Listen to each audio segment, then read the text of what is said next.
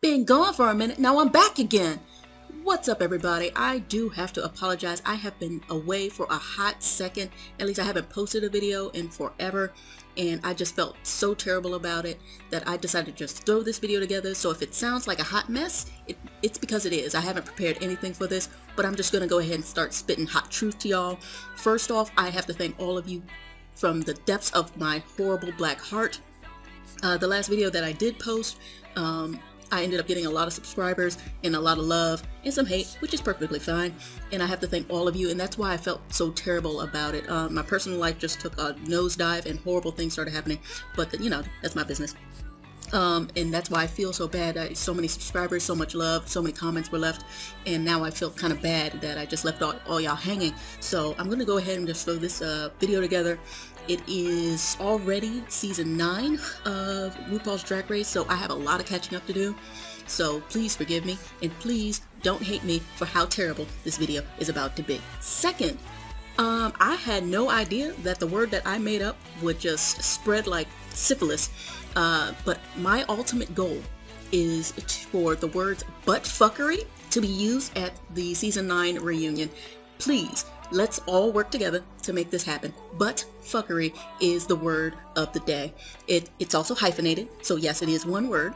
I have to thank all of you who love my word. I have heard it used in by other people, and I encourage this, as long as you don't forget where you heard it first.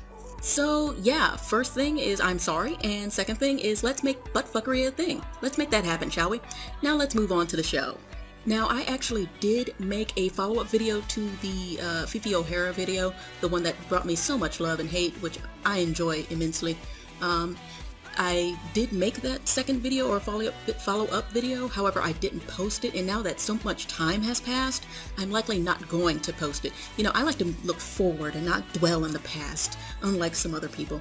So let's go ahead and just jump into season 9.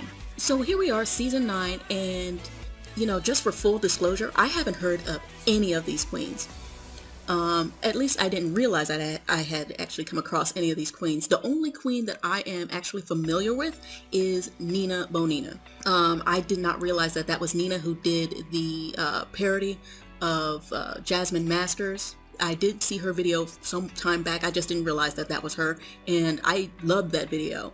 I just never knew who it was by because I never really bothered to check in on who made it, but lo and behold, I actually was in love with Miss Brown, Nina if you're nasty, or Nina, Miss Brown if you're nasty. I did not realize that was her until she came onto the show, and then I put 2 and 2 together, so I'm automatically just rooting for Nina Brown. Her photos are just amazing. She is definitely my cup of tea. Her art is misunderstood, and she's getting a lot of hate from people who don't understand her art, and she is just who I'm rooting for. She's right up my alley. I am a huge fan of Nina Brown. Now these other hoes, I have no idea, so I'm just gonna you know, just soak it up as they spit it out. Now one issue that I would like to just address off the bat is shade. Shade is the lifeblood of this show. We don't watch the show to watch men dress up as women, or in this case, women dress up as women. You go ahead, Peppermint. I lied. I did hear Peppermint. I am so sorry. I did not realize, actually I just thought she faded away because I don't really follow her. I became a fan of Peppermint since her music video, I Thought You Knew. I thought you knew. You were talking, you were looking, you were talking, you were all up in my seconds, and boy, I thought you knew. Tell what the hell, might as well ring his bell. Ooh, child, I thought you knew. Don't try to play, boy, you know you weren't born yesterday. I thought you knew. Thought you had me figured out, did you ever have it out? All my people screaming shout. I thought you knew. I was a huge fan of that music video. I didn't become a fan of hers, but I enjoyed the music. It was a really good song. The music video was okay. And that's when Peppermint came onto the scene for me personally. So I enjoyed the song, and then I moved on with my life. I think it came out in the 90s, early 2000s, something like that. So years had passed, and lo and behold, she's on the show again. For whatever reason, that's the only thing I knew of her was that song, and I always remembered her. Maybe it's because I have a soft spot for drag queens in my heart. There's only so much space soft space anyway, in that, you know, shriveled up coal thing that I call a heart, but she took up a spot there, so I'm very happy that she's on the show. So the only two people I've actually ever heard of that I think I'm not lying about are Nina, or Miss Brown, and Peppermint, and I look forward to seeing both of them on the show. Now, as far as Peppermint being transgender, me personally, I have no issues with it. The only issues I ever had with transgenders being on the show, or transgender persons being on the show, was people who were transitioning either during the show or after the show. Oh, hold on, I think I said that wrong. People who were transitioning and didn't reveal it. Peppermint was already transgendered. She put it out there. It wasn't a secret. No tears on the runway revealing anything, well, or no transition afterwards. So I actually had more issue with that than someone actually being transitioned on the show. Now, it opens up a lot of new avenues, or a lot of, how should I say this? It opens up a lot of food for thought, I should say. Now that Peppermint is a woman on a show that's mostly about men dressing up in dresses and wigs. So does that give her an advantage? Yes and no. If you're a fierce drag queen, it doesn't really matter. But, you know, the food for thought for me was, are they going to start doing spin-offs? Are they going to have drag king shows? Are they going to have more women or naturally born women on the show? That would be fun. But the aesthetic, or at least the audience that initially became so in love with this show, was because they were men dressed up in drag. And the aesthetics just run the gamut. You have your campy queens, your queens that are very fixated on just looking like women, and your very creative queens like Ivy Winters, who did both, or your artistic queens like Sasha and Nina. So I look forward to what this specific season has to offer. They have a plethora of queens in different styles. I don't expect more women showing up on the show unless it's the only real avenue the show has left. They have been getting very creative with who they've invited on the show, trying to get a good spectrum of ladies. So I wouldn't be surprised if every once in a while they actually had another transgender or a natural born woman on the show. Overall, the show is about watching people who have been historically attacked now being celebrated, and not only being celebrated and enjoyed by homosexuals, or I should say the LGBT community, but people outside the LGBT community. A lot of straight folks enjoy the show, so it's also to celebrate that in this artistic form, but also enjoy shade. Shade is important. Shade is life. Shade is very necessary. Now, one of the drawbacks of the show being on, we're at season 9, so there's actually been about 11 seasons if you add in the 2 All-Stars. These ladies have become fully aware of the cameras and how they can be portrayed, and how some of that ugliness in their lives can actually spill onto the screen, and then it spills onto social media. So that's very unfortunate. Nobody should be getting death threats. Nobody should be being threatened at all, or have too much hate thrown their way. But shade is what we come for. Shade is why we watch. Some of us. I also enjoy the passion too. But shade. We must have shade. If anybody says they don't watch for drama, they're lying. Shade. So we're already about to move on to episode 3 of this season, so I do feel terrible that I didn't get this video out sooner. So I'm just going to go ahead and just kind of skip some things. I believe at the beginning of season 9, just from the Meet the Queens, not realizing that that was that Nina did that video that I watched. My top 3 were Nina. I also enjoy Sasha because I enjoy the artistic queens, and I look forward to see what she has to offer. I expected a lot of that from Max from a previous season, but I didn't. She had a lot, but I don't think it translated well. So I hope whatever Sasha has within her, it translates well, because I do like comedic queens as well. My number 1 queen will always be Bianca. Love her. Queen of Hate. She has a Rolodex of it, so you know she's my number 1 queen. So I enjoy my comedic queens, but also artistic queens. Willem is actually my second favorite queen. She was terrible on her season, terrible on season 4. her performance was actually kind of cringeworthy, but what she's done after the show says so much. She's actually one of the more successful queens, I like to think. I enjoy her show, which is called The Beatdown. I encourage everyone who hears this to go and check it out. It's incredibly entertaining, and I hope it continues for the rest of her life, for the rest of my life, for the rest of drag. Somebody else pick it up. You know, Alaska could do it. After Willem dies, Alaska will do it. And Alaska is also one of my favorite queens. So I like queens that are artistic, who are different, and who can also present themselves in a non-sloppy way. That was terrible English, but you get my point. So I enjoy the comedic, artistic queens. And I expect a lot from Nina as well as Sasha. And I think that was the only two that I actually cared about after watching them Meet the Queens. I did like Valencia. She seems like a beauty queen, but there was something, I don't know, behind her wig, behind her eyes, I don't know. But I did get a good vibe from Valencia, so I hope I'm not being influenced by episodes 1 and 2, but I'm just going to go ahead and throw in Valencia as my top 3. So after watching the last 2 episodes, I'm going to say my top 3 remains the same. I'm a big fan of... Actually, no. I'm still expecting a lot from Sasha. I need to see more from Sasha. I'm getting that Max vibe from her. I do think there's more to her than what I've seen so far, and I look forward to seeing that. I want to see her artistic thought process translate into her clothing, or at least into her performance. The first episode wasn't even really a first episode. I feel like episode 2 was the first episode. I recently watched Untucked for episode 2. I did not watch Untucked for episode 1, but I did watch it for episode 2. And let me tell you that I am heavily annoyed. I was annoyed within the first 2 minutes. The Untucked intro is too damn long. It's just too long. We don't need the black and white. The lonely 3-key piano song, I mean, that can go. And what is up with the new drinks? I mean, I noticed the new drinks with the leg. I thought somebody was going to start sipping out of that thing. Is that a drink? I don't know. If it is a new drink, lovely. And P.S. Hamburger Mary's, we got it. Hamburger Mary's is a thing. It's a place.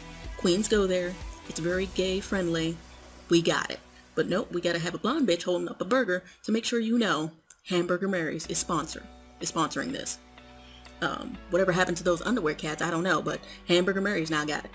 For me personally, unless it's old-timey music, that 3 piano key thing that they got going on is unnecessary. They could have started probably right after the queens leaving the stage. That intro is just too damn long. Just like the rent is too damn high.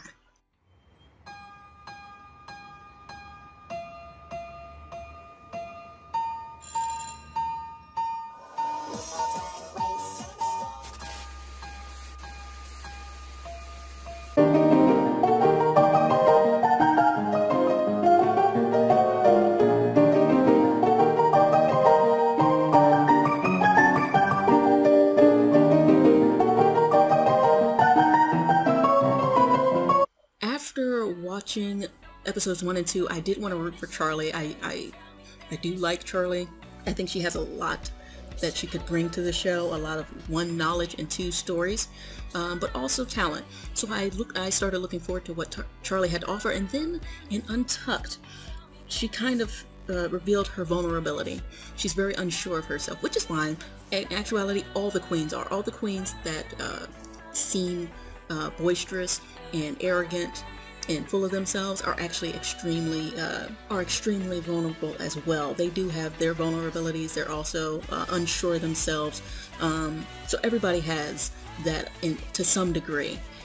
But this scene here with Charlie, I mean, come on. What do y'all think is bottom 2 then?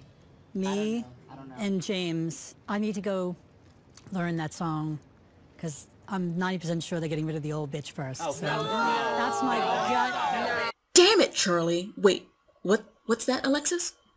Girl, you need to get over this. Nobody cares. Yes, she's the senior gal of the group, but her look is so fresh. She needs to shake that mentality. Charlie. Why, thank you, Alexis. I didn't even have to say it.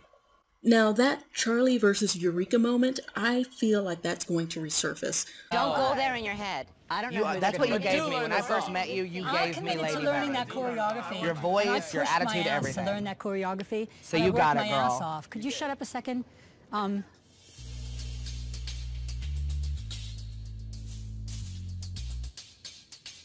Really? Sorry. Yeah, It was sorry. very intense. Sorry. I know, girl, but you do have the tendency to talk over people. Everybody here has that tendency. I know, but Let's please you let really Charlie do, talk yeah. just for a little bit. She just What's would up, like to Charlie? say something, just What's really up? quick. Okay, that's fine. She can say what she wants.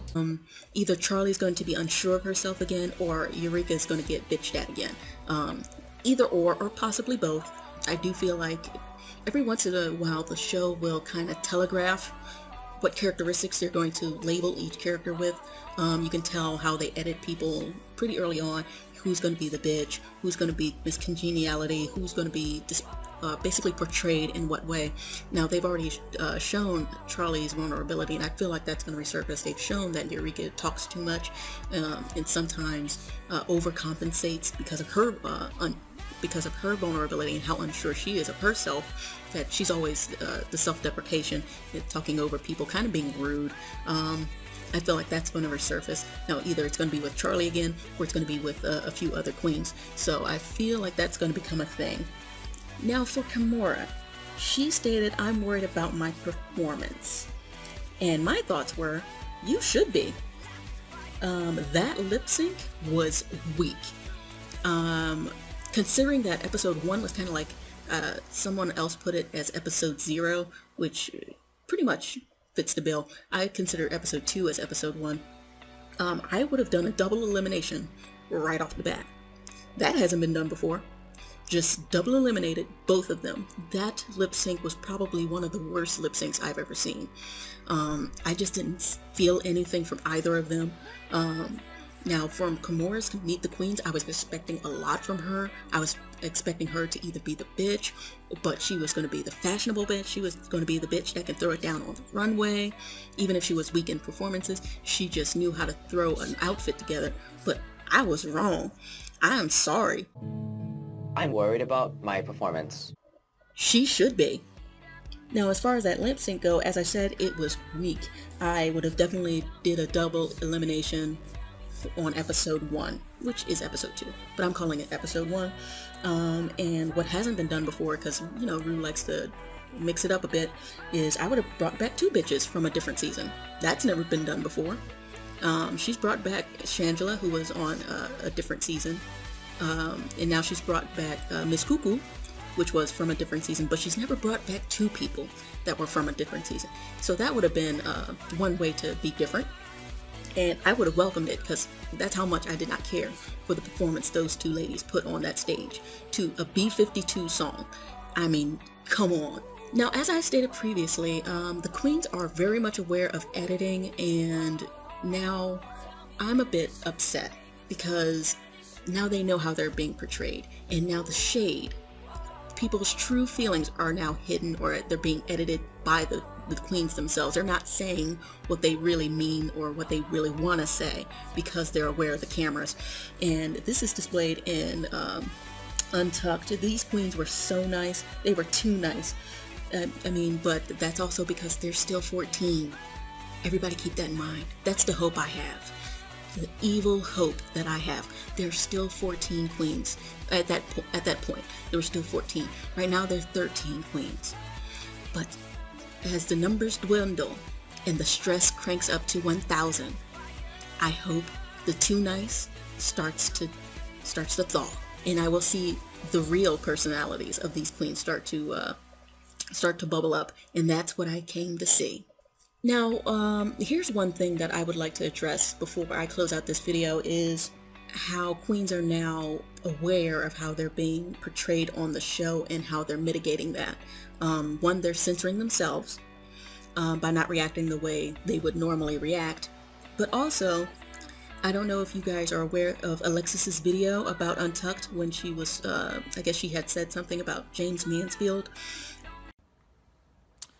Hey everybody, it's Alexis Michelle. I wanted to go Facebook Live because I just rewatched Untucked, and I realized that I made a comment that could be hurtful to some people, and probably has been, and I wanted to just first of all say that I am sorry, because it's really, I can honestly say, unless you do something really mean to me and I have like a knee-jerk reaction, it's never my intention to hurt somebody. So I just wanted to first apologize if anybody was hurt by what I said about James and about season 1, and I'd like to just give a little context about what I was thinking.